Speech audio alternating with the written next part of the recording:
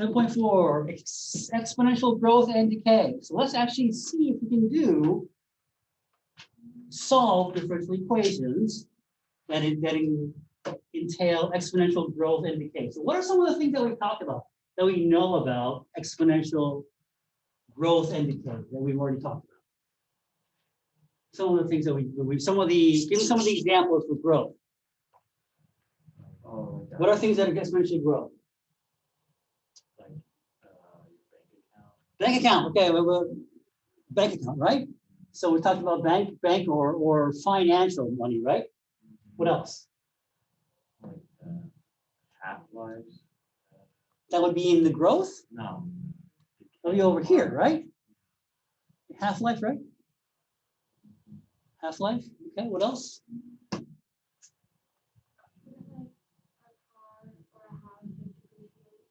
Depreciation, right? Right, good. Depreciation, okay. Or house appreciation. Well, that's the bank, right? That's what appreciation, right? Oh, Right, isn't it? darn it. Right? Bacterial growth. We talked about bacterial growth, remember? Bacterial growth, where you need a petri dish, it's 200, and then so many hours later, it's what? And we solve those kind of equations, correct? We did this. Newton's law of cooling. Oh, yeah. Right, we bake a cake, bring it out. Cake cools off, right? Cools off. How does it cool off? Right? We talked about that. Okay. So these are some of the things that we already talked about. We already know about some of this stuff. Okay, so we're going to talk about this in more detail. Okay. We're going to actually solve differential equations now. If I can find my.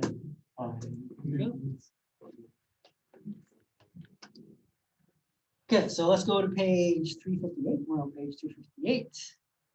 Separable differential equations. So we're going to do what we call separable differential equations, and that is when you have something that looks like dy dx is equal to xy, and I ask you to solve this.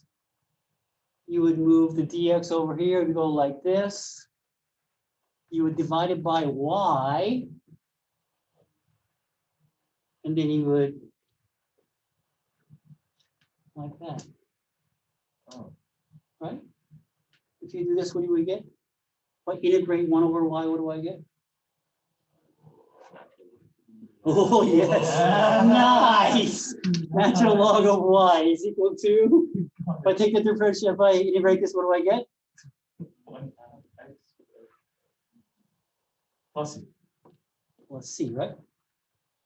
Then I have to solve for y. Okay? And I will do this momentarily. I will do this, okay?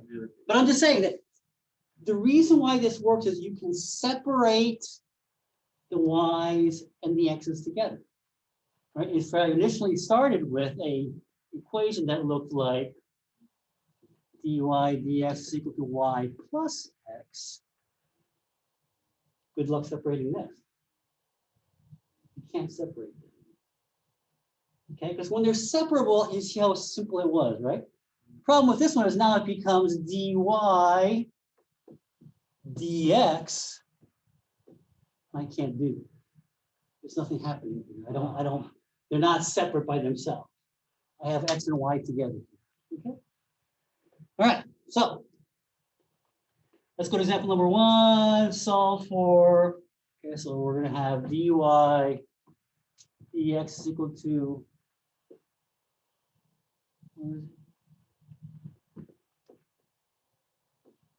y squared, where, and it goes through point 1 and 1, right? When x is 1, y is 1. So this is going to be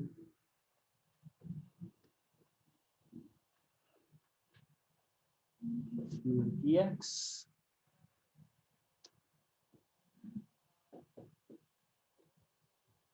divided by y squared.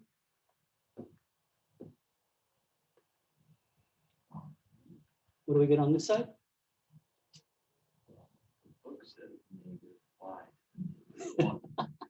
So this is what, y to the -2, right?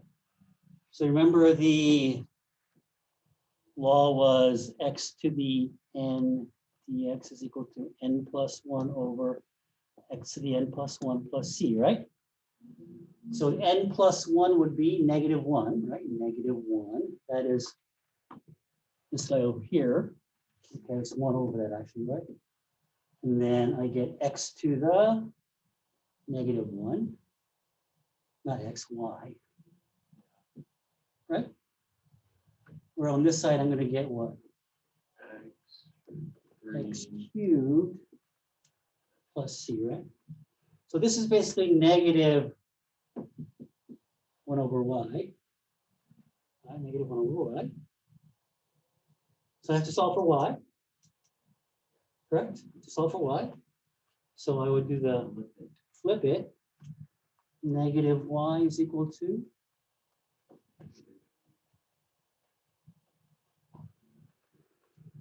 right? But it goes through this, right? So I have -1 is equal to 1 over 1/3 plus c. Do you see that? We're sticking in 1 and 1. We try to solve for c. So c is 2, you said? Plus -1/3 plus c is equal to -1. C is equal to -4 over 3. Right? So this was -4 over 3. Multiply by 3. Get rid of all this junk. Right? Now I get y is equal to 3 over 4 minus x cubed. Is that correct? Yep, that's correct. Okay. All right. See how that worked? Okay. So you separated the y's and the y's together, x's and the x's together. Integrated both sides, solve for y. Okay. And now that we are given the 1 and 1, you now solve for the c. That's where you do. Okay. Okay, law of the exponential change. This exponential change usually is described, or not usually, sometimes described as your book says, page 359,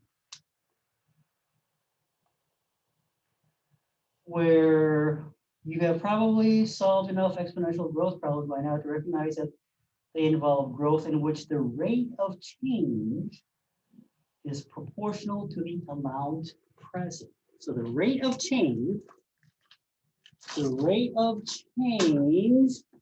is proportional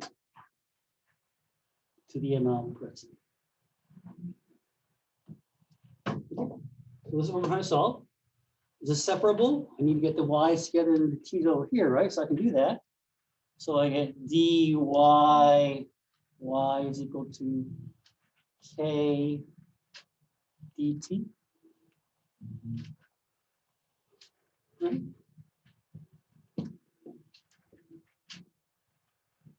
Natural log of y is equal to kx plus you have to solve for y. Right?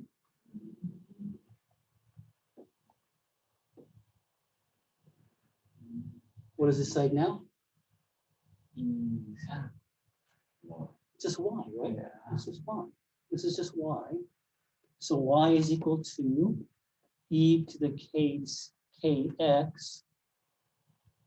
times e to the c, which is, this is just a constant, correct? Yeah. Right? Well, okay, well, where did I get x's? This is with t's, right? This is t. So this is basically a constant. This constant is this. Right? Does that look familiar? Y is equal to y naught, right? The initial population or initial whatever it was, how much money you had deposited, how many bacteria there were, right? No matter what, the initial whatever it was, and it's going to exponentially either grow or decay depending on K, right? If K is positive, I am exponentially growing because it's increasing. If K is negative, I'm exponentially decaying away. Okay? And that is on page 359 on the middle. Shows you there.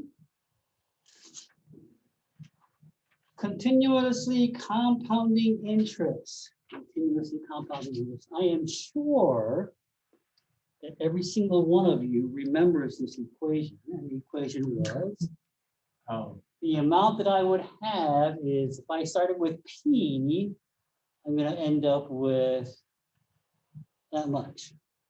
Yes, that's your exponential growth rate, growth there. Example number 2, suppose you deposit $800 that pays 6.3 annual interest. How much do you have? How much will you have 8 years later if compounded continuously? If I was compounded continuously, so I'm starting with how much? 800, and I am 0.08363.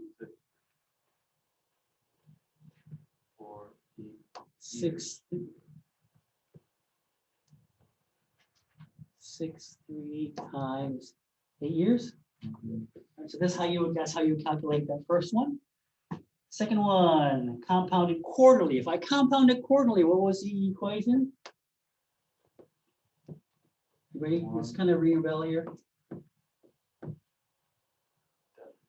So it would be $800, 6.3%, but I'm compounding how many times? 4 for 8 years. So how many times? 30. So it's quarterly, right? And I'm compounding 32 times, correct?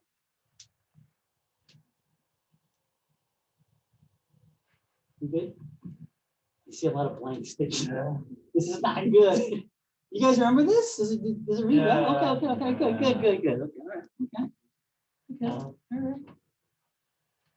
So then we're talking about finding a half-life. Let's talk about finding a half-life. We talked about half-lives. Half-lives is the amount of time that it takes for a radioactive isotope to decay to the half of the original amount that it started with. Okay. So example number 3, find the half-life of a radioactive substance that will decay with a decay equation that looks like that and show the half-life depends only on K. Okay. E to the KT. Right? The half-life is the time that it takes, right?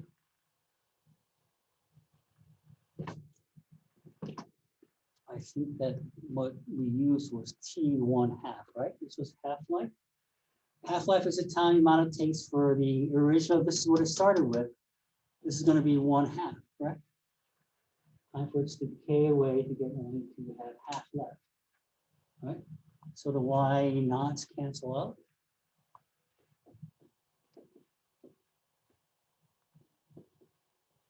Half-life. I'm trying to solve for what? I'm trying to solve for this guy here, right? This guy here is in the exponent. So how do I get rid of it? Take the natural log of both sides. This guy is going to be natural log of 2 to the negative 1, right? 2 to the negative 1, 1/2.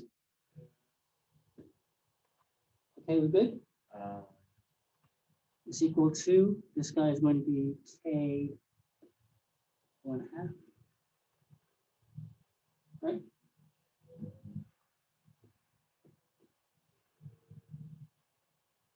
That should be your answer.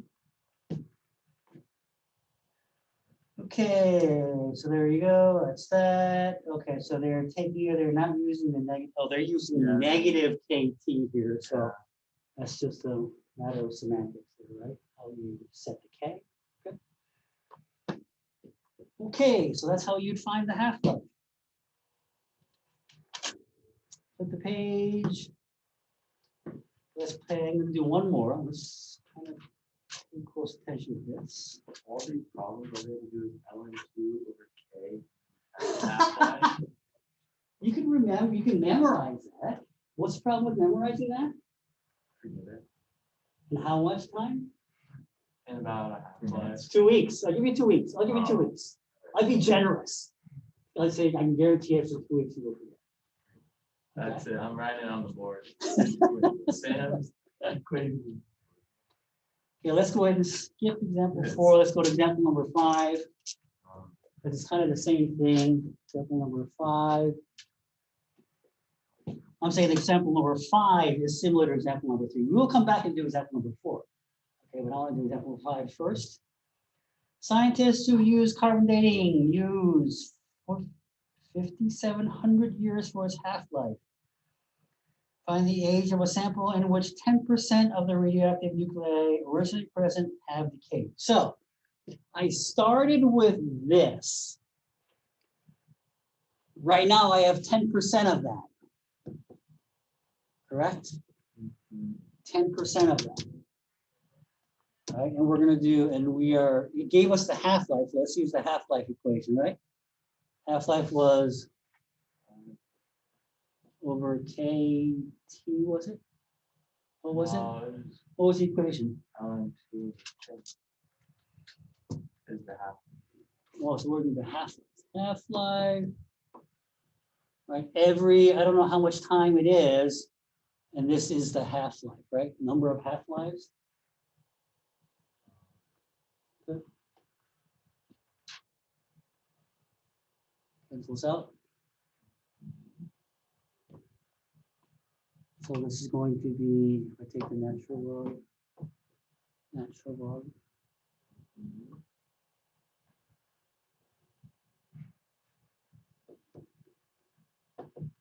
That goes up front, right? It's supposed to. And then I'm going to move this over here.